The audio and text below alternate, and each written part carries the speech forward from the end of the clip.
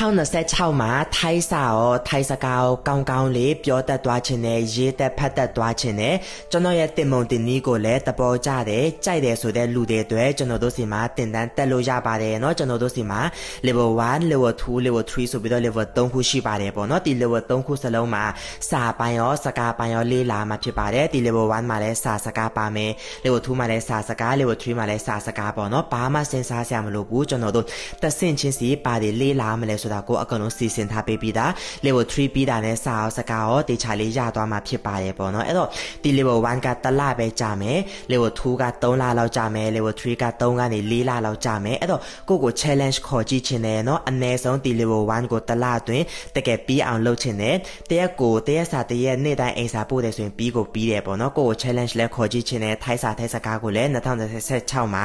နောက်ဆုံးတစ်ချိန်ပေါ့နော်ခဏတင်တန်းတွေပြောင်းပြီးတော့မတက်ချင်ဘူးစာလိုက်ရက်လိုက်ပြန်လှုပ်လိုက်အဲ့ဟာနဲ့တင်လဲမနေချင်ဘူးစိတ်မညစ်ချင်တော့ဘူးပေါ့နော်ရအောင်ဒီတစ်ခါနောက်ဆုံးတစ်ချိန်ရအောင်လှုပ်ချင်တယ်ဆိုတဲ့လူတွေအတွက်ကျွန်တော်တို့တင်တန်းကနေဖိတ်ခေါ်ပါတယ်เนาะဒီလကုံ3ရက်နဲ့တင်တန်းပြန်စတော့မှာဖြစ်ပါတယ်เนาะဒီ